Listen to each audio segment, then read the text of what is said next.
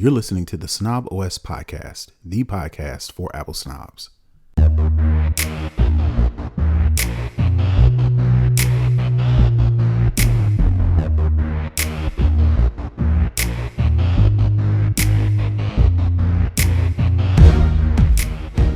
Yo, this is Terrance Gaines, aka Brother Tech. And this is Nica Montford, aka Tech Savvy Diva. And welcome back to the Snob OS show, the show for Apple snobs, where we talk all things Apple and then some. We want to welcome you back to another episode. This is episode 367 of the Snob OS show, and we want to thank you for your continued support. Please go to patreon.com/snoboscast if you want to become a financial supporter. We cannot do this without you. And as a special thank you, we give you early access to the show and we give you content you will not hear on this week's show. Speaking of this week's show, we're going to start right into the lowdown. And the first story I got today is it looks like, which wasn't very hard to grasp with all the RAM shortages and all the AI, all the companies selling all of their RAM to the AI data centers, that left little supply for other manufacturers like Apple. Speaking of which, Tim Cook says the next iPhone is going to be more expensive. On Apple's recent earnings call, Tim Cook flagged, quote, significantly higher memory costs hitting in the June quarter and getting worse. The culprit, of course, is AI server demand consuming global DRAM and NAND supply. As the world's largest mobile memory buyer, Apple can't wait it out. Tim Cook's phrase, a range of options, is Apple speak for a price hike, with the old iPhone Fold, rumored to be starting out at $2,000, a minimum of $2,000, and the iPhone 18 both landing in September. Apple has every incentive to bury the increase inside a new form factor. The installed base of 2.5 billion users and a record $57 billion iPhone quarter tells Apple that Apple should absorb it, but I don't see Apple absorbing the cost too long. Nica, what do you think about Apple and the upcoming iPhones? Will they be more expensive? Is it Apple's fault? And is Apple responsible of eating the costs, or do you think they should do what all businesses do and pass that cost on to consumers? So we talked a little bit about this last week, and it was more generic that, just across the board, prices were going up. Mm-hmm. This week, now they're specifically saying that the iPhone is going to go up. I think they're kind of slow rolling this whole price increase thing, kind of incrementally, talking about it, week after week. So once we hit September, it won't be such a huge sticker shock. And I think we said, last week that it was likely that the Fold was going to get the biggest boost because it's a new product and there's no baseline for the price. I mean, are we surprised? We can't be surprised. I know we've talked about how, over the last couple of years, Apple hasn't raised their prices, and people are like, oh, see, Apple hasn't raised their prices. And it was always, I think, a comma rather than a period. They hadn't raised them to date. And now they're going ahead giving you a 6 months head start to say, hey, yeah, it's going to be more. So prepare. I just think it's just the nature of the beast, because they aren't going to be willing to absorb the cost, because that cuts into their bottom line. Like I said last week, the consequences of these things are always passed to the consumer. And as long as the consumer continues to do the consuming and do the buying, they really don't have an incentive to say we're not going to raise the prices. And we know that once whatever this new level price is, whether it's, $11.99 for the start of the iPhone 18 Pro, will they increase it by $100? Will they increase it by $50? I'm assuming they're probably going to increase it by $100 because that's typical kind of the incremental change for Apple, instead of, things like $10.99 or $11.99. All right. So let me do this, right? So I just did a quick search on apple.com right now. You can buy an iPhone 17, the base level, entry level RAM for $800. Mm-hmm. Let's just say all things being equal, this coming September, Apple launches an iPhone 18 regular. The base RAM, I think the base memory is 128 gigs, something like that. What do you expect, or what do you speculate that the base level iPhone 18 will cost? Keep in mind that you think consumers will be able to swallow, but before they say, I don't know if I can afford an iPhone 18. What do you think that magic number is that consumers will continue to consume without balking too much at the increase?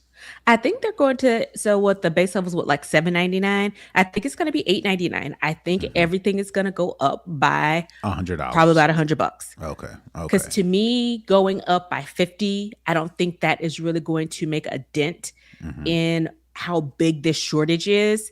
And we know Apple, has their aesthetics thing and pretty much everything. So going up $75, going up, well, they typically go up $49, or they'll, do something, 74. I think it's going to be a smooth $100 increase, likely across the board. So let me ask this then. What number you think is too much increase you think is too much that will cause consumers to pause? I think the $100 increase is going to cause people to pause, but I think Oh, they're still think going to so. buy it. Okay. I think if it goes above $100, I think then So it's an issue. $150 is too much. I think 150 is probably too much. Okay. Um, I think if it goes up 100, people will still balk, but they'll still pay for it. But if it's 150 over, 200 or over, I think it's gonna be it's going to be a problem, because we've already seen with other consumer products the way the prices have increased, and people are definitely complaining, the cost of eggs, the cost of ground beef, all of these things. I've been seeing recently a lot of people complaining about printers, because you have to buy a subscription to print, Ain't no even way. though you have your own ink and your own paper. They want to charge you for how many, like, your subscription only includes 50 pages. Why, when I have ink that will do 1,000 pages? Those types of things. And I think it's just going to be, kind of like a step too far. And if they go over that $100, that will be a step too far. Because if Apple level sets, $100 increase, trust and believe everybody else, they're going to follow suit with their products as well. So it's not just an Apple thing, it's a mobile device um, issue across the board, because people say if they're going to pay $100 more for an Apple product, they can pay $100 more for a Samsung product. They can pay $100 more for a Google product. So yeah, I think that's what we're going to see. And again, I think people are going to complain about it, but if it's around $100, if it doesn't go over $100, I think people will still buy it. All right. All right. Y'all let us know out there. How much is too much more to pay for an iPhone this coming September when the iPhone 18 drops? All right. Moving on to the next story. Congress wants to crack open the App Store, and Apple is not having it. Senators Grassley and Klobuchar reintroduced the American Innovation and Choice Online Act on June 10th, essentially a U.S. version of the EU's DMA that would ban Apple from favoring its own apps and could force side loading. Apple fired back immediately, calling it European-style regulation consumers never asked for. This fight is far from over. So, we know the EU cracks down on these companies on behalf of their constituents. The constituents probably didn't say, hey, Apple, hey, companies, protect our stuff, right? What's happening is the European Union, on behalf of its constituents, are forcing these tech companies to be more secure, protect their data, and give their constituents more options. Now that the United States, these two politicians are trying to follow suit for the most part on behalf of their constituents, how do you feel about Apple firing back and saying this is European style regulation? that consumers never ask for when we elect the politicians. So when this DMA, what is it? I think it's the Digital Markets Oh, Act. yeah, sure. Yeah, DMA, yeah. We talked about this, Mm-hmm. and we talked about how if Apple silos this, because Apple and the EU went back and forth, back and forth, back and forth, and I think Mm-hmm. um, Apple finally had to acquiesce. Mm-hmm. But how we saw during WWDC, some products and Mm-hmm. services aren't going to be available Mm-hmm. in certain markets. Mm-hmm. Now, I think the core difference is the European people didn't give that much pushback. Okay. And I think we won't allow that here, Okay. because one of the things is it's Apple is already pretty much locked down. It's already pretty much secure when it Mm-hmm. comes to app, when it comes to the protocols Mm-hmm. and what goes into the app store, what's allowed in, how Mm-hmm. you have to create an app. So it's not like it's just wide open. Right. What I think the goal of this is to give other people access to the app store. And when we talked about this before, it's like you're buying an iPhone. The Right. iPhone uses the app store. If you Right. don't want to use the app store, Right. if you want to use any kind of all willy-nilly apps, go and get a non iPhone Sure. device that Sure. allows you to do that. Sure. And I think what's going to be the problem with this is when you start to tell people that you People, meaning can't have certain companies. things, right? Mm-hmm. That you can't have certain things on your iPhone, Mm-hmm. and Apple says, well, the government says we can't do it, so we can't offer it to you.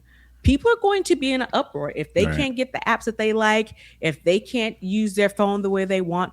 I don't think these senators Grassley and Klobuchar realize how much pushback they'll get. I think they're taking the approach, oh, it worked in the EU, Sure. and it went through fairly seamlessly without a lot of public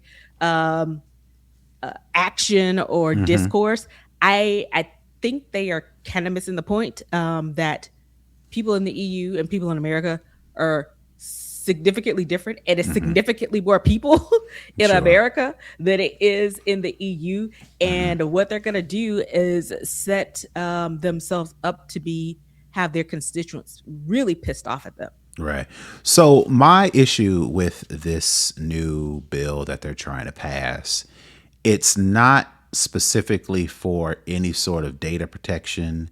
It's not specifically for any sort of data privacy like CSAM content. They want to introduce a bill that stops somebody from viewing, forcing Apple to have greater protections towards CSAM content, right? Mm-hmm. It's not anything that's saying, Apple should increase the age range of people owning an iPhone to like 14 or 16, because studies have shown younger kids have phones, the faster they're going to get addicted, and that's causing problems with the self-esteem, focus, whatever the case may be. It's none of that. It is, they want to force Apple to allow other companies to provide an alternative to the App Store. To me, that don't scream big enough of an issue to force this through. Now, I get it. People will, millions and millions of people have iPhones, and Americans, our thing is choice. We want to be able to pick and choose how we want to do things, when we want to do them, things, and things of that nature. So the senators are like, yeah, the walled garden, Apple should open up its phones to competing app stores because competition. Americans don't really care about competition. And let me not say that. We do care about competition, but we, like you mentioned, understand that when you buy an iPhone, you have to download an app from the App Store. That's just, we're used to it, and it isn't hurting us directly from not having the Google Play Store or the Python Store or Claude Store or, Facebook Store or whatever the case may be. There's no like, oh, we're losing out on some sort of important thing if we don't have that right now. Again, if they were pushing something about Apple should force IDs or for something else that really like would improve the quality, the experience of younger kids or have data more protection, I can see this getting pushed back. I can see them getting more support from the American consumers or constituents that elected them. But they're just saying Apple needs to open up the App Store for the iPhone to more app stores. I don't know if Americans care enough about that. The thing is, to me, there is a choice. The choice is if you Don't get want an iPhone. no, the choice is if you want a more open sourced app store, get one of the many Android devices. You Right. got Samsung, you got Pixel, you got all these other devices that you can get the Google Play Store on that gives you access to that.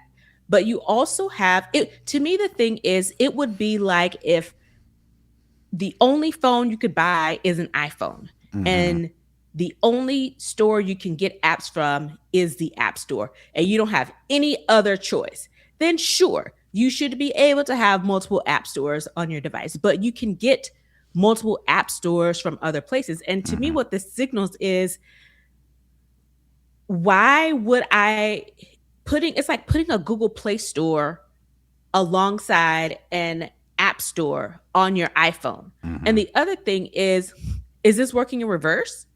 So should a Samsung have the an Apple app store on it? Sure. Yeah. So it's like, why is it only working in one direction? Why it. isn't it bi-directional?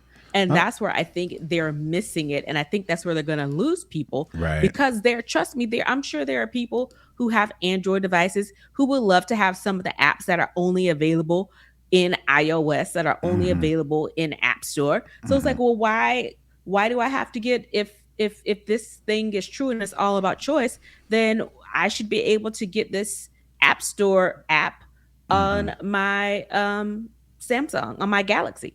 So make it go both ways, but it reads as this is Apple specific, and that's what really, the same thing with the EU DMA is only for Apple. Now, if they were applying this across the board, then it will make more sense. But that's why I don't think it will work here, because of the fact that you're just only applying it to one company. You're not applying it to all mobile phone companies. Got it. Yeah, well, Apple's the big dog, and the big dog is always the number one target, I guess. Draws the attention. Yeah. All right. So going on to the next story, got a little bit of tea here as it relates to Apple, cracking down on some of these leakers.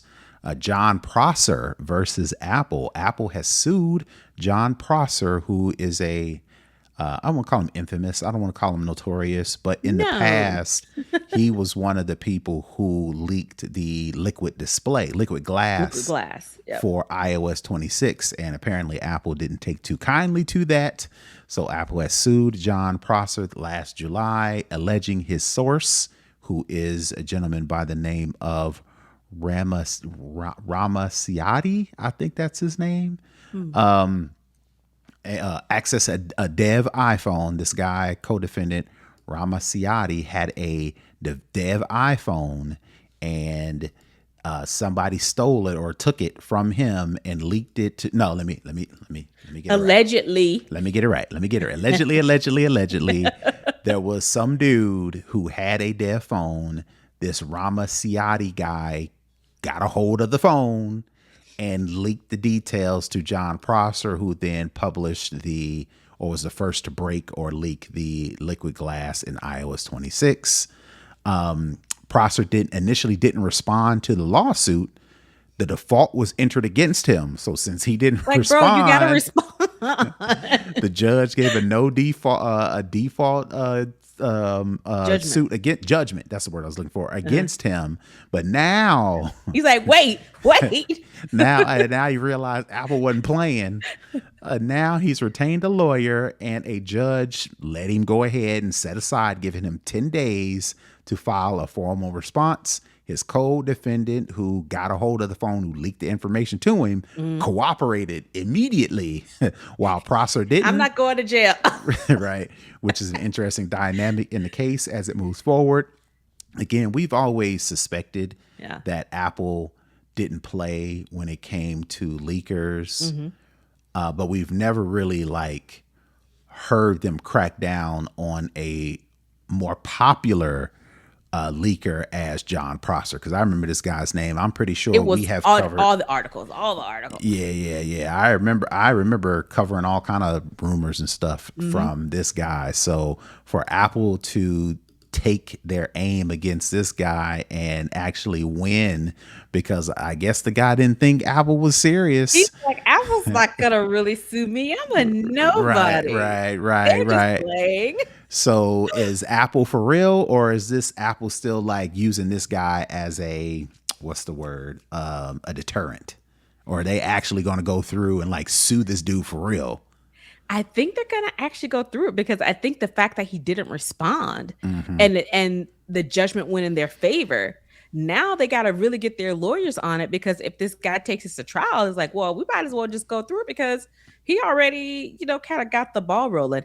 And I also think it is a deterrent because when you think about, these deaf phones that Hmm. they kind of have out in the world, and Hmm. it's a natural part of the software development process or hardware development process. When you're releasing a product, you want to have, a temp version, a fake version without all the, the design, bells and whistles. It's almost literally that's what, a black box.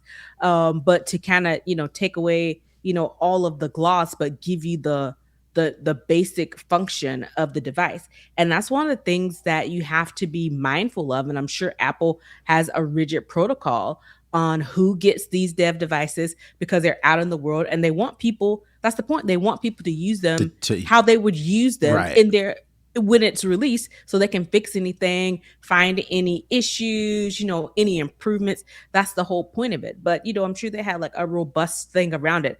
I'm not sure if this particular phone, again, this is all alleged, this Hmm. guy, this Ramacati, his co-defendant. Yeah, um let me give you more details. okay. Michael Ramaciotti last July alleging that Ramaciotti accessed the development iPhone of then Apple employee Ethan Lipnick while Lipnick was away from his home.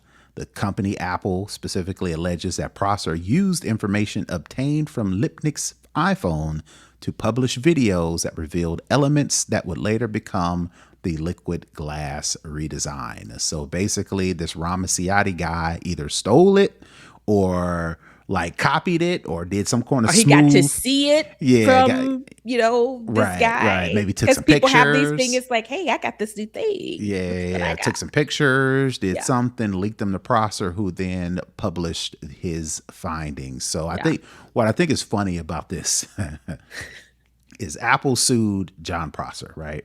John Prosser didn't respond. The The no, co-defendant did. the co-defendant did. He cooperated. John Prosser didn't. The judge gave the judgment against John Prosser. Hmm. John Prosser responds and says, "Hey, hey, hey, wait a minute! I'm actually do this." And then Apple was like, "Sure, we'll let you do it." They actually put together a joint statement that says, we are going to let this dude, give him 10 days, 10 Hmm. business days to lawyer up and do everything he needs to do, That he which should have leads done already. that leads me to believe that Apple was like, all right, let's do it. you know, YOLO. like, well, sure, sure. We'll let you we'll take all the We'll let you time have your you day in court. need so we can go ahead and go forth with this. And I'm Yeah. pretty sure, this, I don't know this John Prosser dude, but if the facts of the case are what we are alleging, Hmm. I mean, pretty open and shut case. Yeah. So I'm curious to this mindset of this John Prosser dude right now that has to go against Apple to fight something that we, and everybody else know Apple does not play about is Right. people leaking their designs. And Yeah. you got caught with your hand in the cookie jar You and did this, my guy. right. Allegedly. Yeah. So it'll be interesting to see just how far this particular case goes and what is going to be his defense And against this. in the age of content creation and social media, he might spin this whole David and Goliath thing. They're coming after me. They're trying to drown me. And it's like, it's their well within their legal right to do it Right. because allegedly Mm-hmm. you and this co-defendant did something that you knew was illegal, allegedly.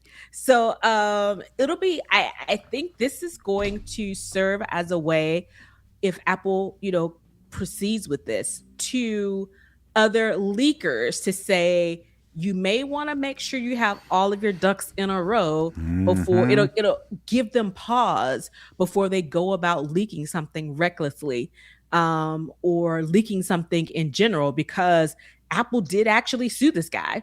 They won a default judgment, and then they were like, okay, we'll allow it to open up and for him to defend himself.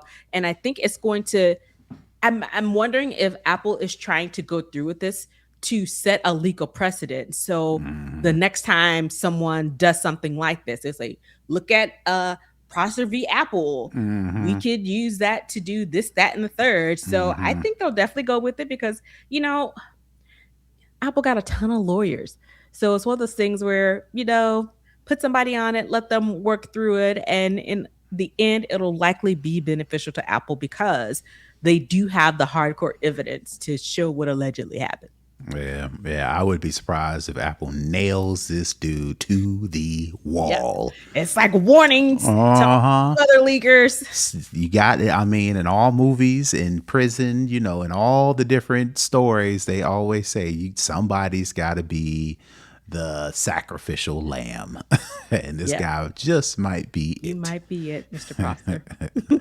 All right, so that's going to do it for the lowdown. We're going to move into second string. And the reason why I wanted to talk about this story is because I have a digital ID and I have my passport loaded into Apple Wallet. Hmm. I've never used them, not one time. Right.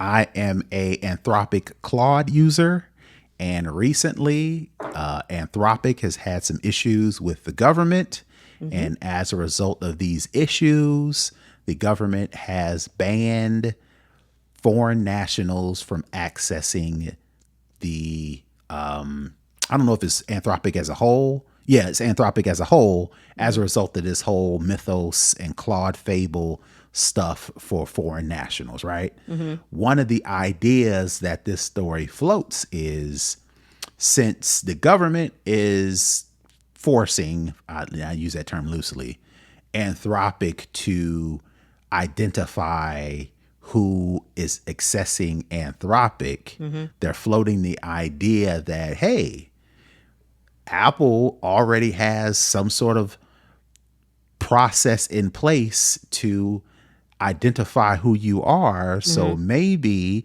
Apple steps up and says, hey, we already have a process in place to where users can upload their identification, they can Hmm. upload all of their stuff, we verify it.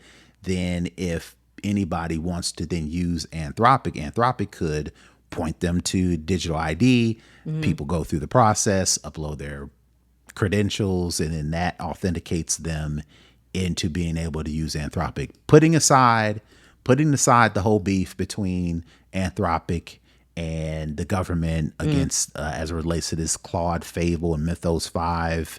What are these LLMs? What would you call those? Language models? Is that what they're Yeah, large called? language models. They're Okay. models. Okay. Putting aside the beef, would you think this is a good idea for Apple to get in between?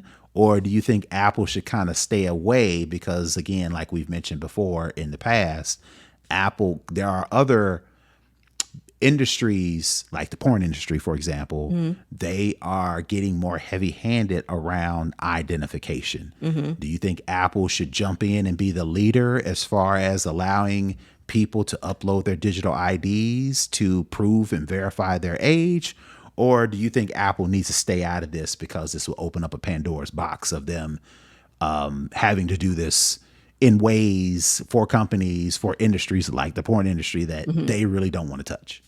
So I think it would open Pandora's box, but the caveat is Apple has gotten this to work and they've gotten it to work securely. So Mm-hmm. if anybody were to do it, they'd likely be the best candidate. The only thing I would think is probably the issue around infrastructure, they would have to make it universal to be able to use it on different OSs. But the way, because I do have my Georgia driver's license and I do have my passport, loaded into my wallet. And, to me, wallet is one of the best features on the iPhone because it's one of those things where you can load, your cards on there. I have multiple cards on there. Right. And real quick, rumored in iOS 27, they're going to allow you to scan and add your rewards cards, like your gym membership card. Like when you walk into the gym and you normally got to fool around and find your fob, and find that little small thing, or pull out your ID so they can scan it. Yeah. They're letting you scan those into the wallet so you could tap your phone or use it on your phone. So all that to say, I'm co-signing the fact that Apple's got it down pat as verifying your identification via the wallet app. Right. And it's one of those things where, I don't know.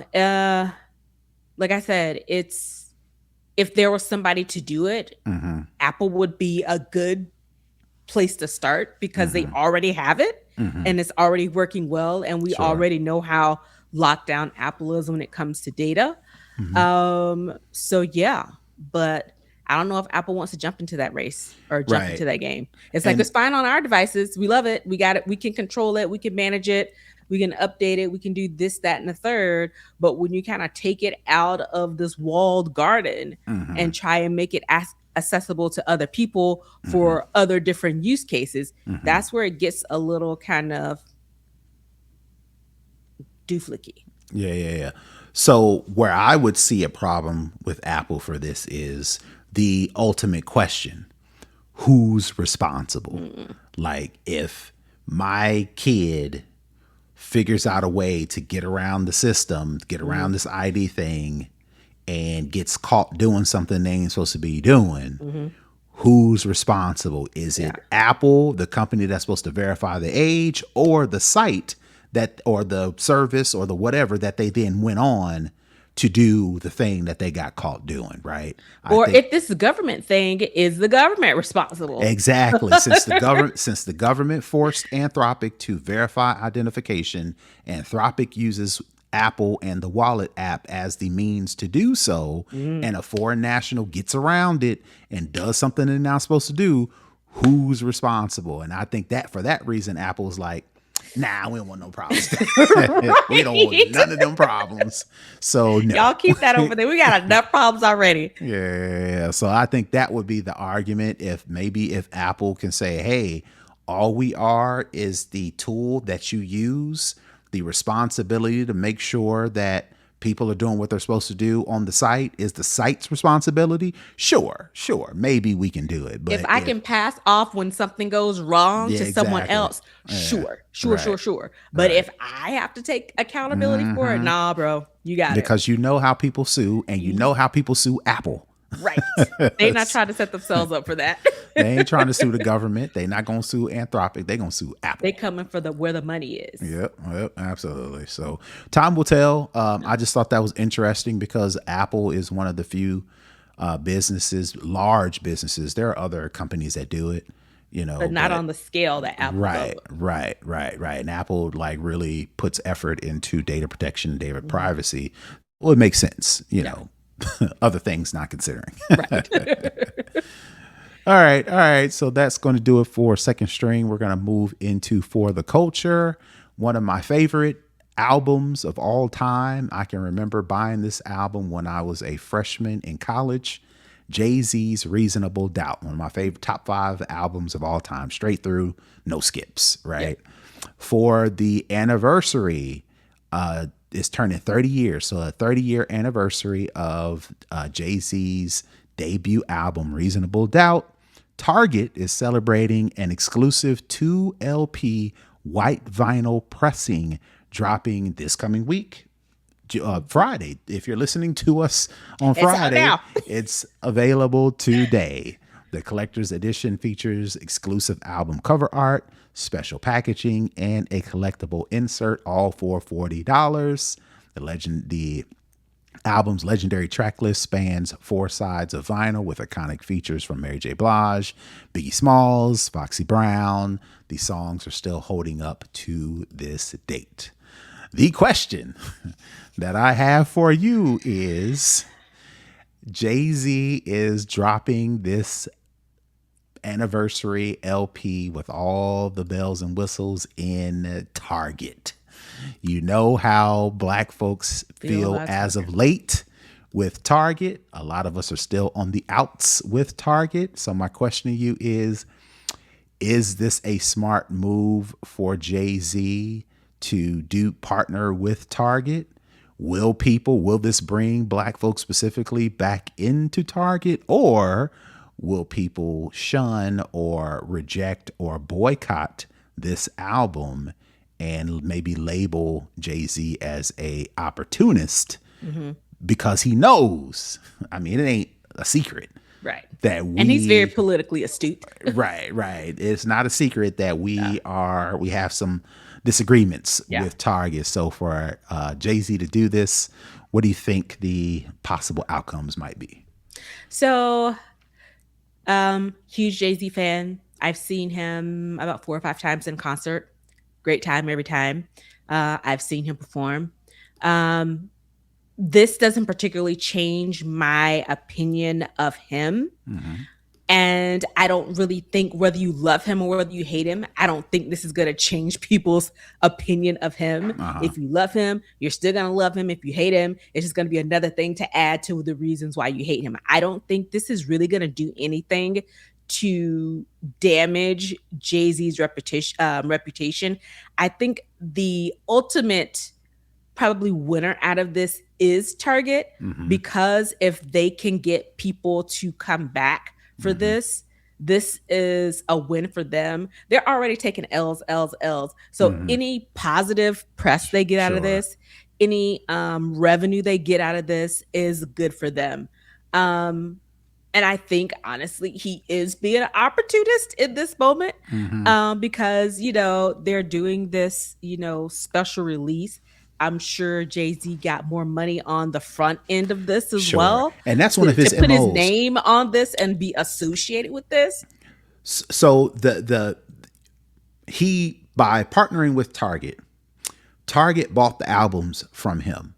So he's already sold all those copies because he sold them to Target. He don't have to lift another finger. Right. Because they gave him his money already. Right. He didn't have to get it from us.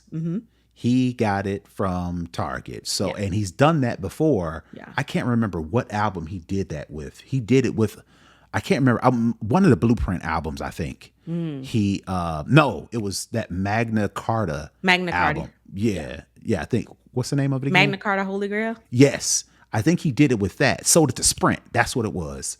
He sold the album like 1 million copies or plus to Sprint, and then Sprint launched it to their Sprint customers. If you kind of like the YouTube thing, they do with the iPhones, where people lost their minds. Exactly, right. So he took a page out of YouTube's playbook when they tried to launch YouTube on iTunes, and we was like, hell no, get that off my phone. That's taking up space, But he took that same idea, and it's like you said. Well, like he said, I'm not a businessman. I'm a businessman, right? Instead of having to go on tour, instead of having to try to hawk all these albums, instead of having to wait and see what the sound scans and all that other stuff, he's like, man, guaranteed $100 million sales. Easy. Let me just do this and get it out of the way, right? So, he's essentially done it again with this, anniversary LP with Target. He's already got his money. He really don't have to promote, produce, sell, market, advertise this thing at all. Because he's already doing the concerts in New York. Right. Those sold out instantly. Right. So the thing is, this man's got his money. Right. And probably from his point of view, they're going to talk crap about him either way. Right. So he might as well, if he did it with Walmart, if he did it with Best Buy, if he did it with whomever. And I'm sure he probably pitched this to multiple distributors. Sure. And probably Target had the best offer for him. And that's who he went with.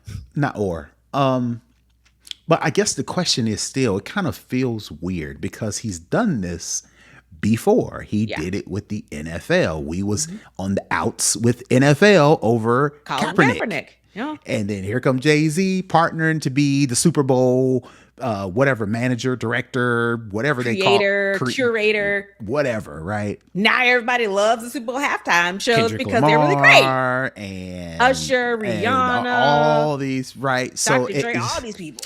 I mean, it's a smart move. Yeah. But it's still, there are some people. It still feels a little icky because it ain't like he did it when it was just Target, right? Yeah.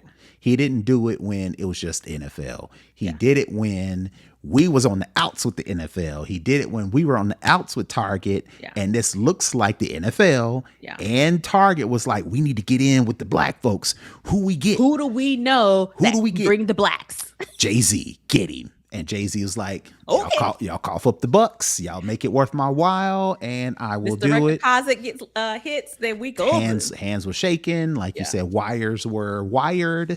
And here we are. So, yeah, I agree with you. If you hate him, you're going to hate him that much more. If you love him, you're going to run out and get the album the same way you went out and bought the tickets, the same way you went out and did all the things, right? So, I still have the CD upstairs I have some CDs that I've kept, that I won't ever get rid of. And it's right upstairs. And I'm collecting LPs now. I'm collecting vinyl now, Yeah. It's not like I don't have thousands of LPs, but some of my favorite albums, I make it a point to go buy them in LP just to say, You have them. you look at my collection, you say, this ain't just random stuff. These are like, if you ask me who's my favorite 70s artist, Stevie Wonder. So I got, these are my God tier people. right. Top 5 rap albums, Reasonable Doubt it's one of them. So what am I going to do? Am I going to Target to buy Reasonable Doubt's LP, or am I going to be with Power to the People? Yeah. And I keep looking over my shoulder because,